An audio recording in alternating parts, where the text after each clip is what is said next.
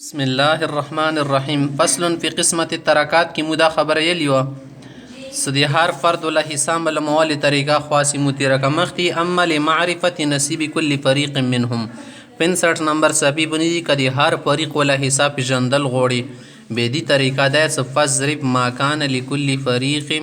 من اصل المسأله هر فریق ته هر ټولګی ته د اصل مسلې نه کومه حصہ چې ملاو ده اته به ضرب چی شکیر کې پی وفق ترکته ترکین کوم وفق روزی ماغه کې به ضرب ورکې سکله د ضرب ورکو هغه نه به حاصل ضرب رشي ثم مقسم المبلغ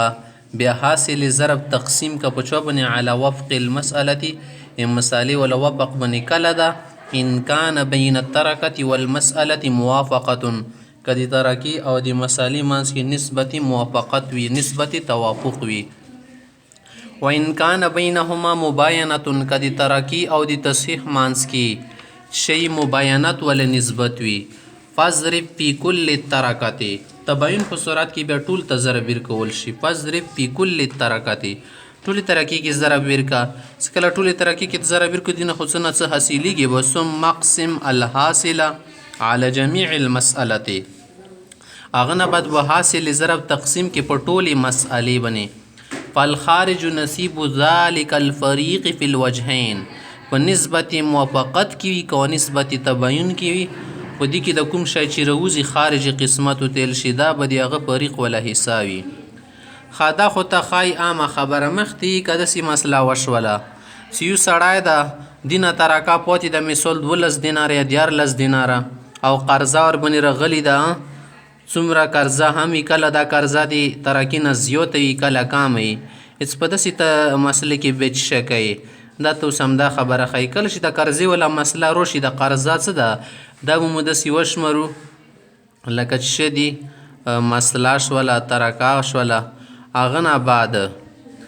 بیا څه کله د کوم قارض د قرض ورکوونکه کاسه دي شي قرض خواه هر قرض خاصه د دې مو سره وارث په درجې کې ده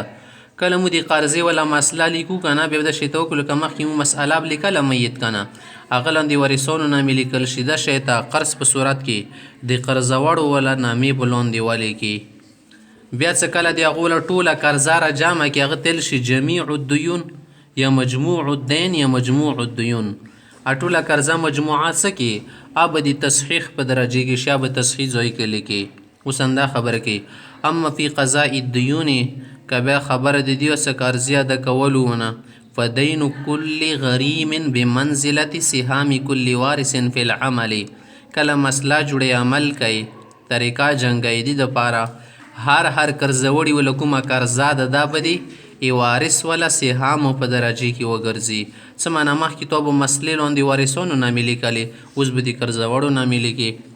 مخکې به د هغو ولا حصې تو لیکلي اوس به د دو ولا قرضه لیکي و مجموع الدیون کومې قرضې بیا تر جمع کې مجموعه ونه جوړه کې بمنزلت التصحیح د دې تصحیح په درجې کې ده و ان کان فی الترکات کسور که بیا ترکې کې څه ورکوي کسور ورکوي کسور معنا د موت عدد لکه نیم شولو دریمه د څلورو د شیته دې ته ویل شي کسور کسر پوره نه وي بیا دی طریقه دا څه کله کسور روشي ته به د ترکه ټوله وګرځئ پیلو به کې وبې غوړئ خوابې پلنه کې هغه نه بعد مسئله به سره شه کې خوا وغوړئ پیلا کر هغه نه بعد کومه مسله ده یا د دوړه شیون د کسر جنس نه به وګرځئ بیا برکې نور بقایا عمل مغه خوسوله وچلی و ان کان فی الترکه کسور که په ترکې کې کسور راغللو کسر روشی معنا موت عدد روشی روغ نه یې کنه نیم څه د اوس موت ته 3 چوتای د څه د اوس موت ته کنه 1 چوتای یعنی په څلورو کې وا د موت عدد ده دې طریقې به څه ده پبسط الترکتا ترکات څه مبسوطه کا کولوي کا وای غوړوا پبسط الترکتا ترکا وا غوړوا سکله ترکا وا غوړی کنه بیا تل شي مسأله مبسوطی نه تل شي والمسأله کلتیهما فبسط ترکت والمسأله کلتیهما ترکا و مسأله دوړه شکه واغوړه لګي کولو کا ای اجعلهما من جنس الكسر دو دی کسر جنس نه وګرځل لکه کسر کې څنګه دي ماشون دی ترکات شکه وګرځوا ثم قدم فيه ما رسمناه بیا ورکې ماغه قاعدې وچلوه ثم قدم فیه بیا ورکې ماغه قاعدې چلو که ما رسمناه چې کوم ته ذکر کړلې وملک لتبین مو کړلې نصیب الفریق یا نصیب الاحاد به څنګه پېژندې یوه سړي ولا حصه به څنګه مولا مینده چې د غونډ ټولګي ولا مسله به څنګه مولا امو تېره کړله د شی ته دې کې به هم هغه مسلې بیا چلیږي